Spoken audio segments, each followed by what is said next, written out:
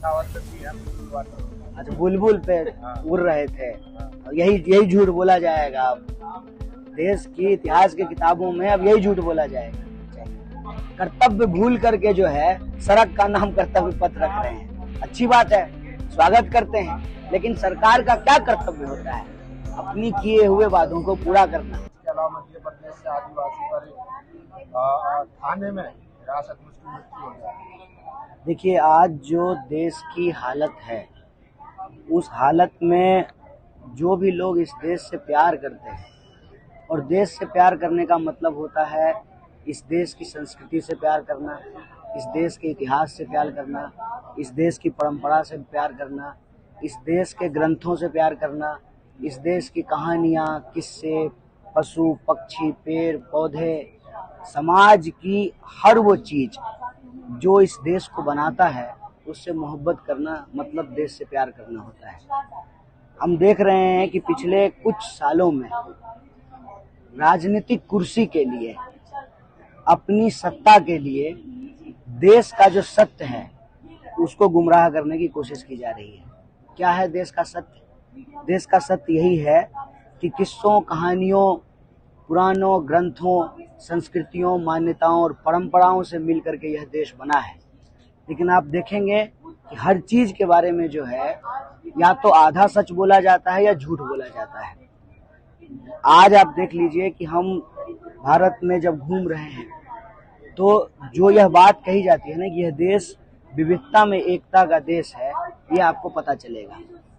और आप इस देश के लोगों की जो हकीकत है वो भी आपको मालूम पड़ेगा। देश के लोगों की हकीकत आज ये है कि आज उनको उनकी ज़रूरत की चीज़ें नहीं मिल रही हैं। हर चीज़ महंगी हो रही है, शिक्षा महंगी हो रही है, पढ़ाई महंगी, दवाई महंगी, और जो बुनियादी सवाल राजनीति के विमर्श के केंद्र में होना चाहिए उसको गुमराह कर दिया गया है। हर जगह आप देखेंगे यह प्रयास किया जाता है कि इस देश को बांटा कैसे जाए। और जब हम भारत जोड़ो यात्रा की बात कर रहे हैं तब भी एक झूठ बोला जा रहा है कि कांग्रेस ने जो है देश तोड़ा है।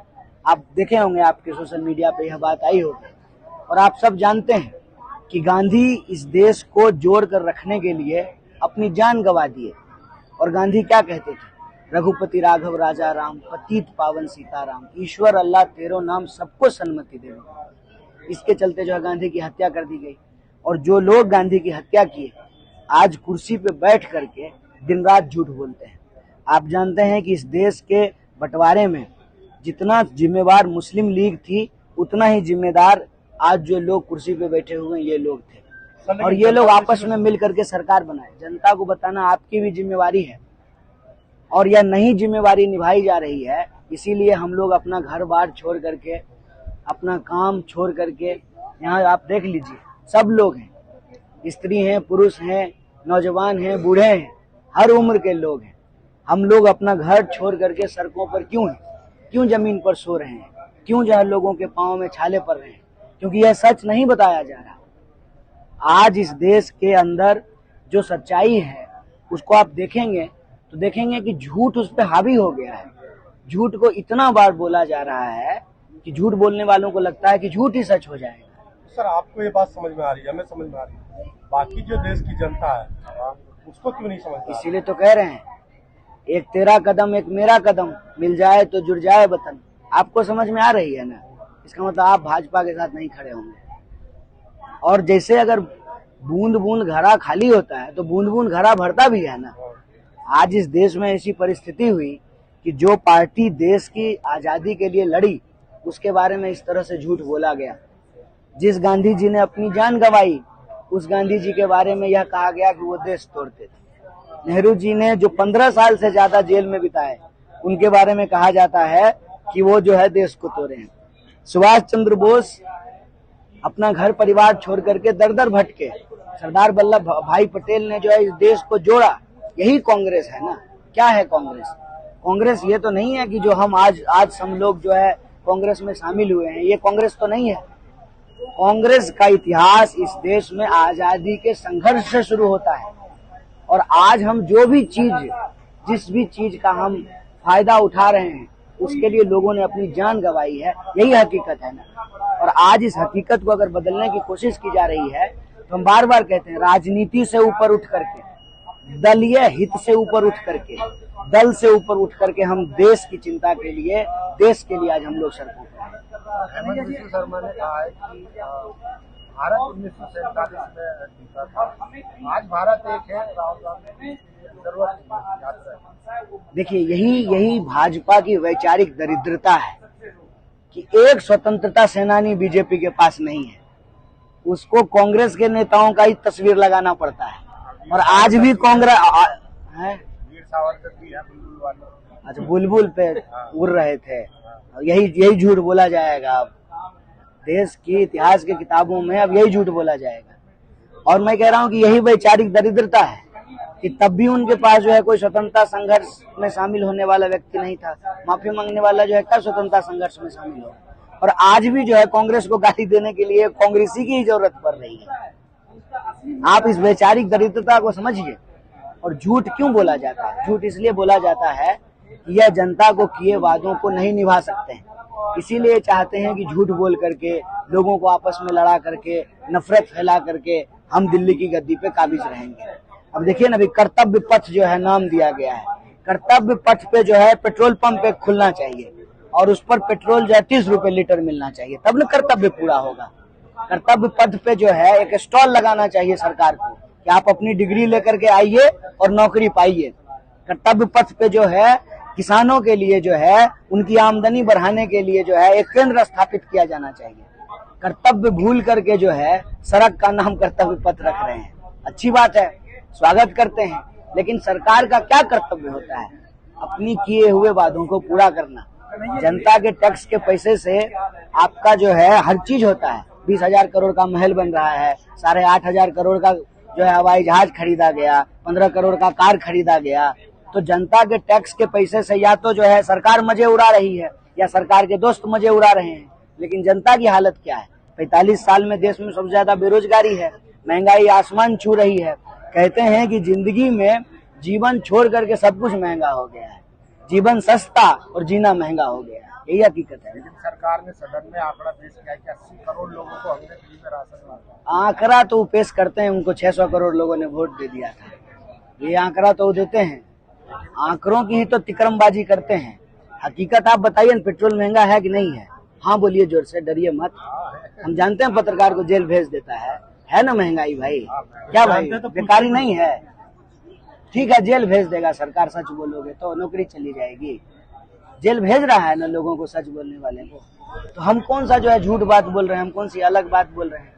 हर व्यक्ति के बारे में झूठ बोला जाता है। देखिए, कुछ भी कहता है ना, हम बार बार कहते हैं कि कटहल के पेड़ के नीचे खड़ा होकर के 1 लाख बार भी आम बोलिएगा तो कटहल आम नहीं हो जाएगा। झूठा झूठा ही रहेगा, सच्चा सच्चा ही रहेगा। उनकी यात्रा सत्ता के लिए थी, हमारी यात्रा सत्य के लिए। ये बात सर, भारत जोड़ो यात्रा क्यों जरूरी है? भारत जोड़ो यात्रा इसलिए जरूरी है कि भारत का निर्माण होता है संस्कृतियों से, किस्सों, कहानियों, ग्रंथों, पुराणों, पेड़ पौधे, पशु पक्षी, ये जो सब हैं, इनको जोड़ना, इनको आपस में मिलाना। लोग कहते हैं कि देश जमीन के तौर पे जुड़ा हुआ है, बिल्कुल जुड़ा हुआ है, लेकिन देश की राजधानी की हकीकत क्या है?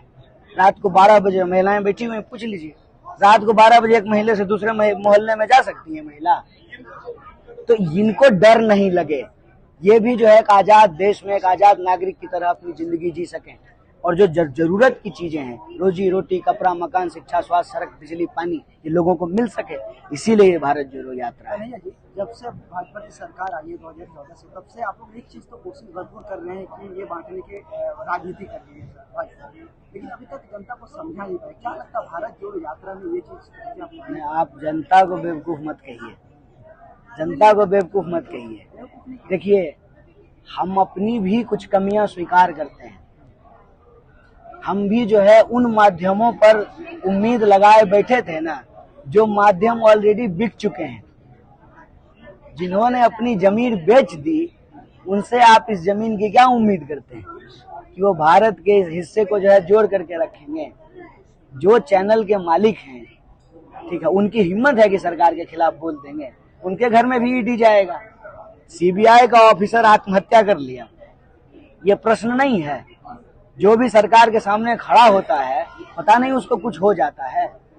क्या हो गया जज लोया को, ये प्रश्न है, इसके बारे में सोचिए।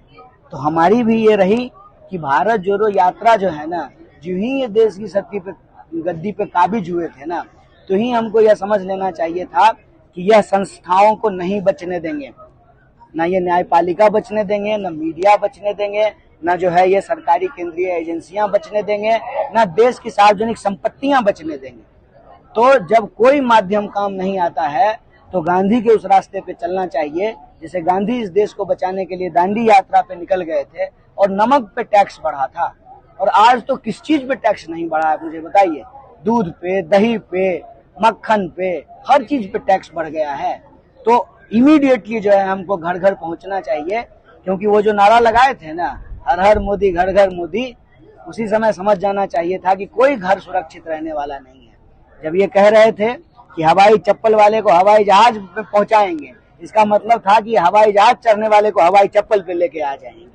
तो उसी वक्त जो है हम लोगों को जनता के हित के लिए, संघर्षों के लिए घर घर पहुंचने का कार्यक्रम बनाना चाहिए था। लेकिन हम समझते हैं देर आए दुरुस्त आए।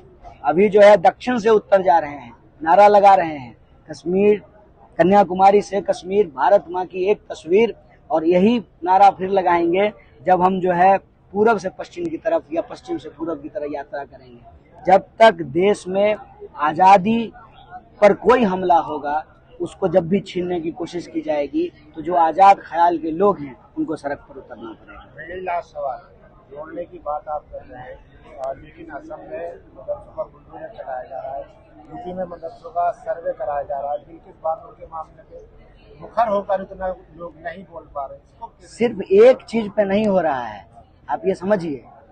ऐसी कहानियां अगर आप निकालने जाएंगे ना, तो आपका जो है मोबाइल का स्पेस खत्म हो जाएगा।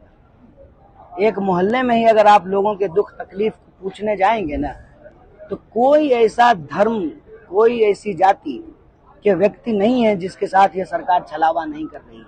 और खास करके अल्पसंख्यकों को इसलिए टारगेट करती है ताकि बहुसंख्यकों को राजनीतिक तौर पे ध्रुवीकरण किया जा सके। लेकिन ऐसा नहीं है कि किसी का भला हो रहा है। मैं कहता हूं कि इस देश में हिंदू मुस्लिम एकता बनाया कोरोना ने। ना हिंदुओं को अस्पताल मिला, ना मुसलमानों को अस्पताल मिला। इस देश में हिंदू मुस्लिम एकता बनाया कोरोना ने, ना हिंदुओं को ऑक्सीजन सिलेंडर मिला, ना मुसलमानों को मिला।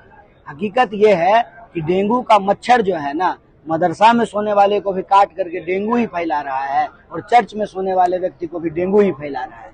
यह जो इतना बड़ा राजनीतिक खेल खेला गया है ना, उसकी हालत हमको समझना पड़ेगा।